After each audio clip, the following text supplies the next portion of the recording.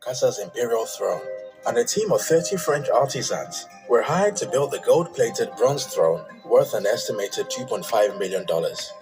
8 white horses were imported from Belgium to pull Bokassa's royal carriage, which was sourced from the south of France, and over a dozen more horses were imported from the French city of Normandy to carry the royal horsemen that accompanied his carriage.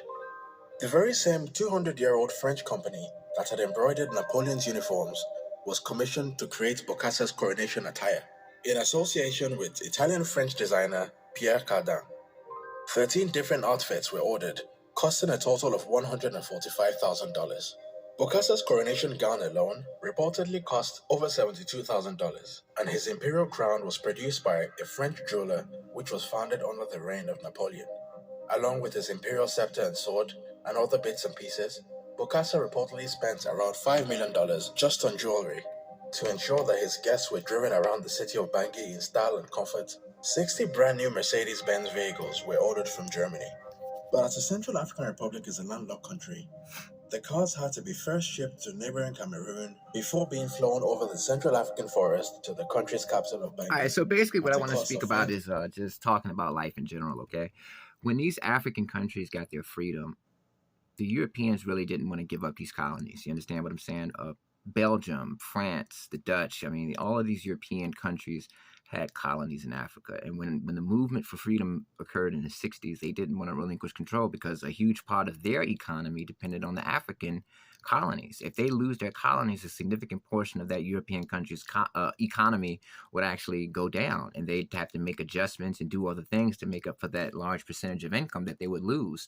So they wanted to keep ties with the African countries that became free. You know, like Belgium, for example, they wanted to keep the Congo under their influence, even though the Congo became free. And they voted for their own president. And they even allowed the people to vote if they wanted the Europeans, the Belgians, to stick around and guide the Congolese into and teach them how to run their own government and stick around and kind of consult them. Or they had the choice of the Europeans leaving, the Belgians being kicked out immediately, and they'll just figure out everything on their own, the Congolese. So the Congolese voted to kick the Europeans out. They didn't like that. So they backed a candidate who was against the president. They backed somebody else who was Congolese, a Congolese politician, and supported him with money, funds. They trained his soldiers because they wanted to overthrow that other guy. You understand what I'm saying? So the Europeans really wanted these colonies back in the sense that they wanted these colonies to consult with them. They wanted to dominate the import exports. They wanted to have their businesses in these African colonies. They wanted the Europeans from their country to have a dominance over the economy of these African countries. That way, even though they're not in control, they can still dominate the economy. Because like I said, Belgium is a small, tiny country. So if they lose their African, colonies, they're going to lose a huge percentage of their GDP. They're going to become a lot more poor. So that was the problem. And this guy right here in particular, he represents, it's just divide and conquer at the end of the day. What the Europeans figured out is you don't have to destroy a people by brute force. You don't have to just physically defeat them. All you have to do is institute a policy of mental, psychological slavery, which I call the European model, divide and conquer. You're friendly to one group of people from this country, and you get them to attack another group, and you fund that group, and you provide them with everything they need to take over and be successful. All you require of them is to be loyal to you. You understand? But you don't want to put your hands on these people yourself. You want these people to destroy themselves. That way you can play the background and say, well, I didn't have anything to do with it. They killed themselves. You're barbaric.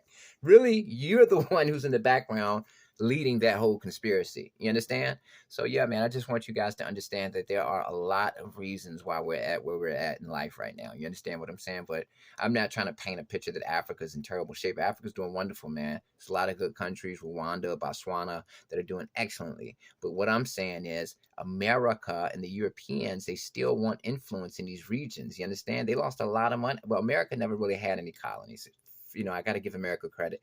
America created Liberia, and they tried to send the newly freed slaves there, but it just didn't work out. But we never owned colonies as a country in Africa. But the Europeans, they were so thirsty for it.